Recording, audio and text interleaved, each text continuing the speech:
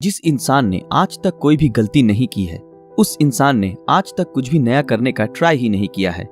ऐसा ही कुछ मानते थे दुनिया के सबसे महान साइंटिस्ट एल्बर्ट आइंस्टाइन।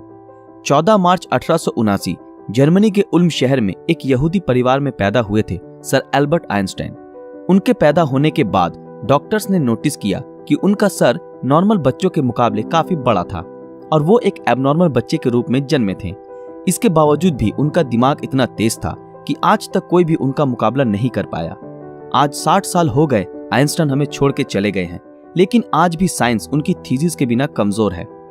तो यही वजह है कि हर कोई उनके दिमाग के बारे में जानना चाहता है कि आखिर उनके ब्रेन में ऐसा क्या था जो कि उन्हें इस मुकाम तक लेकर आया कि आज उन्हें दुनिया भर में ग्रेटेस्ट साइंटिस्ट के नाम से जाना जाता है। क्या उनके ब्रेन में कोई सुपरनैचुरल पार्ट्स थी? तो आज हम इस वीडियो में इसी विषय के ऊपर चर्चा करेंगे। दरअसल जब एल्बर्ट आइंस्टाइन का जन्म हुआ था तब उनका सर किसी भी नॉर्मल बच्चे से ज्यादा बड़ा था। नॉर्मली बच्चे 1 या 2 साल की उम्र में बात करना सीख जाते हैं, लेकिन आइंस्टाइन 4 साल की उम्र तक बिल्कुल भी बात नहीं कर पाते थे। मगर एक दिन जब वो अपने माता पिता के साथ रात के खाने पर बैठे थे तो अचानक आइंस्टाइन ने कहा, सूप बहुत ही गर्म है। अपने बेटे को इस तरह एकदम साफ बोलता सुन उनके पेरेंट्स हैरान हो गए और खुश भी हुए। लेकिन बाद में जब उनसे पूछा गया कि अब तक तुम क्यों कुछ नहीं बोलते थे, तो आइंस्टाइन ने अजीब से जवाब दिया कि अब तक तो सब कुछ सही था। आइंस्टाइन के जीवन से जुड़े अजीबोगरीब किस्से यही नहीं रुके, बल्कि उनके बड़े होने पर भी उनकी कई ऐसी आदतें थी जिनके बारे में सुनकर हर कोई हैरान रह जाता है।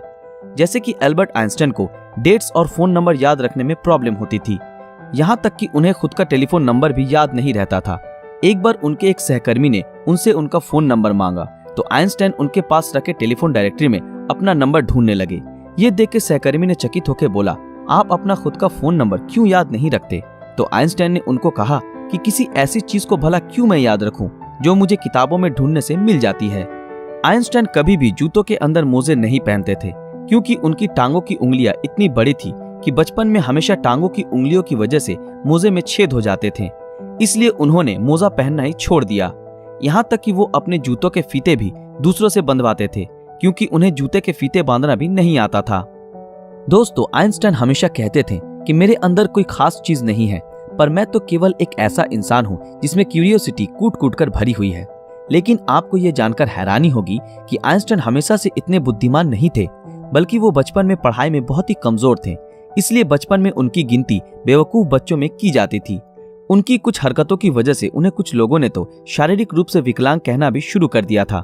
खास करके आइंस्टाइन के टीचर भी उन्हें पसंद नहीं करते थे, क्योंकि वो सिर्फ साइंस और मैथ के अलावा हर सब्जेक्ट्स में फेल होते थे और बचपन से ही आइंस्टाइन को किताबी ज्ञान में कोई रुचि नहीं थी।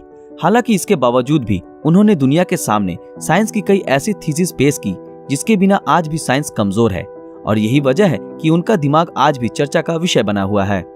18 अप्रैल 1955 आइंस्टाइन की मृत्यु के बाद पैथोलॉजिस्ट डॉक्टर थॉमस हार्वे ने आइंस्टाइन के परिवार की अनुमति के बिना ही उनके दिमाग को रिसर्च के लिए निकाल लिया था और वो वहां से भाग गए।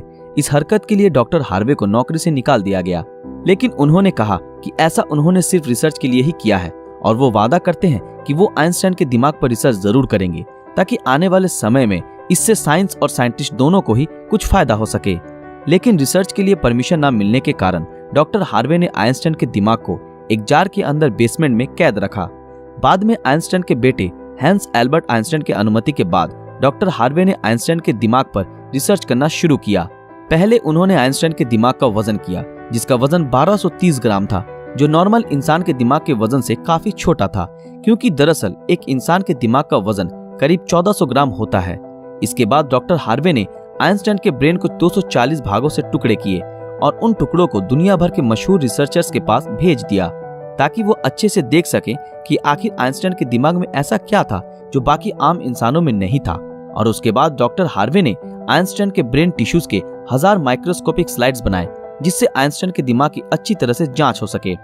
रिसर्च के दौरान ये पाया गया कि आइंस्टाइन के ब्रेन में आम इंसानों से ज्यादा सेल्स थी। आइंस्टाइन के दिमाग का सेरिब्रल कॉर्टेक्स नाम का हिस्सा एक आम इंसान के दिमाग के मुकाबले काफी अलग था।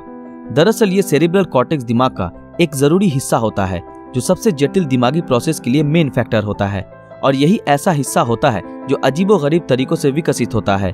और साइंटिस्टों का मानना है कि यही वजह थी कि उनका दिमाग बहुत ही असाधारण सोचता था। जब साइंटिस्टों ने आइंस्टाइन के ब्रेन को फर्दर एग्जामिन करना शुरू किया तो वो बिल्कुल हैरान रह गए कि उनके ब्रेन में रिंकल पैरिएटल ओपेरिकुलम मिसिंग है, जिसके कारण उनके ब्रेन की पैरिएटल लोब का साइज नॉर्मल ब्रेन से 20% ज्यादा बड़ा था। साइंटिस्टों का कहना है कि यही वजह है कि आइंस्टाइन की मैथमेटिकल स्किल और चीजों को इमेजिन करने की पावर नॉर्मल ब्रेन से ज्यादा थी और उनके दिमाग में न्यूरॉन्स की डेंसिटी 17% ज्यादा थी, जिस वजह से आइंस्टाइन को ज्यादा ब्रेन पार्ट मिलती थी। साइंटिस्ट के मुताबिक इसी वजह से आइंस्टाइन का कंसंट्रेशन और दूरदर्शिता औरों से कई ज्यादा था। साइंटिस्ट कहते हैं कि आइंस्टाइन के ब्रेन में ज्यादा फोल्ड थी, जो उनकी इंटेलिजेंसी का और एक कारण था। आइंस्टाइन का दिमाग 46 टुकड़े के रूप में अमेरिका के फिलाडेल्फिया शहर के मटर म्यूजियम में प्रिजर्व किया गया है। दोस्तों, आज साइंस ने कितनी तरक्की कर ली है, लेकिन इसके बावजूद आज भी आइंस्टाइन के दिमाग और इंटेलिजेंसी एक पहेली बनी हुई है। लेकिन साइंटिस्टों को आशा है कि फ्यूचर में किसी बेहतरीन टेक्निक के जरिए आइंस्टाइन के दिमाग को और भी बेहतर तरीके से जानने में कामयाबी हासिल होगी। डॉक्टर थॉमस ने आइंस्टाइन के दिमाग के साथ जो कुछ भी किया, क्या वो सही था या गलत? इस बारे में आपकी राय हमें कमेंट में जरूर बताएं। दोस्तों, आज के लिए बस इतना ही। आशा करते हैं आप लोगों को ये वीडियो पसंद आया होगा। तो फिर मिलेंगे अगले वीडियो में ऐसे ही किसी मजेदार विषय के साथ।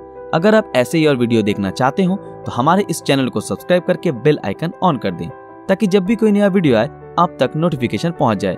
अगर ये वीडियो आप लोगों को अच्छा लगा तो इस वीडियो को लाइक, कमेंट और ज्यादा से ज्यादा शेयर जरूर करें। तो मिलते हैं आपके साथ अगले वीडियो में, तब तक के लिए शुक्रिया।